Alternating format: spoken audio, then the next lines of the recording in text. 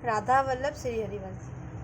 प्रभु के लिए कैसे भाव रखें कि आपको प्रभु प्राप्त हो जाए, या आप अध्यात्म मार्ग में जब हैं। देखिए, इस संसार में आने का एकमात्र, आप जब सब जानते होंगे जो अध्यात्म में हैं या आप भक्ति कर रहे हैं तो आप जानते होंगे कि इस संसार में आने का, इस शरीर देह में, ये जो शरीर है इसमें आने का केवल एक यही हमारा जो है उद्देश्य कह लीजिए कुछ भी, कि वो केवल भगवत प्राप्ति ही है। अन्यथा कुछ भी अगर हम यहाँ पर प्राप्त करते हैं कुछ भी, तो वो सब हमारे साथ नहीं जाना है ना। सब कुछ यहीं छोड़कर हमको अकेले ही जो हमने प्रभु का नाम लिया है या जो हमने कर्म किए हैं इस शरीर के द्वारा, वही हमारे साथ जाएंगे। इसके अलावा कुछ भी नहीं जाना। कोई भी रिश्ता, कोई भी वस्तु, कोई भी स्थान हमारे साथ नहीं जाने वाली।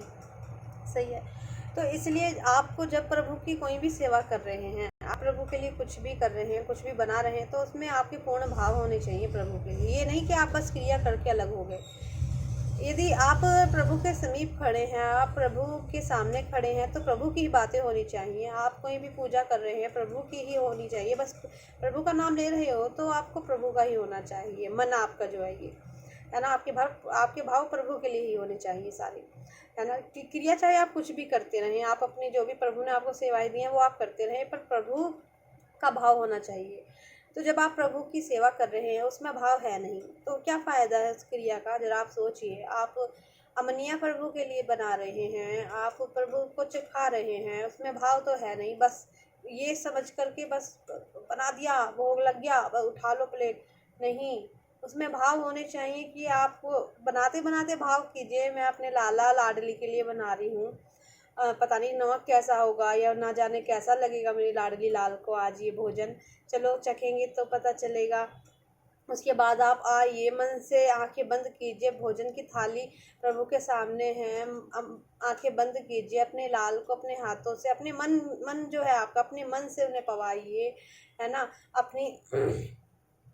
अपनी लाडली जी को अपने हाथों से ऐसे आंखें बंद करके पवाइए। हाथ क्रिया नहीं करनी है आपको, हाथ नहीं चलाना, मतलब ऐसे तो उठा करके, है ना, जो कमल है वो ऐसे उठा करके, जो सब्जी है वो ऐसे प्रभु को चखाइए, अपनी लाडली को चखाइए। कैसी मन में विचार करते हुए आप उन्हें चखाइए, है ना। आप उनको जल अर्पित कीजिए, मन में विचार करते हुए वो पी रहे हैं, है ना।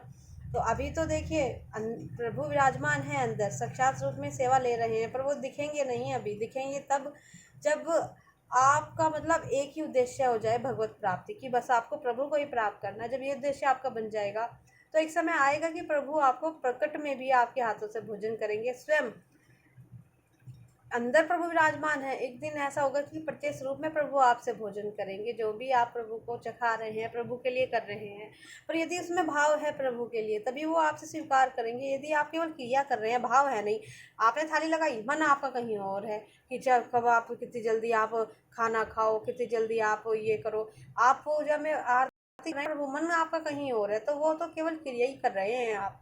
पर यदि आप प्रभु की कोई भी सेवा कर रहे हैं और पूरा मन आपका प्रभु की उस सेवा में है, तो प्रभु एक दिन आपको अवश्य प्राप्त हो जाएंगे। जिसके कारण आप यहाँ पर है वो कारण आपका पूर्ण हो जाएगा। पर यदि आप केवल प्रभु के लिए कुछ कर रहे हैं, मन आपका वहाँ पर है नहीं, तो क्या फ़ायदा उस सेवा का। फिर क्या फ़ायदा है प्रभु के लिए अमनिया बनाने का, भोजन बनाने का। फिर तो आप अपने लिए कर रहे हैं ना क्रिया।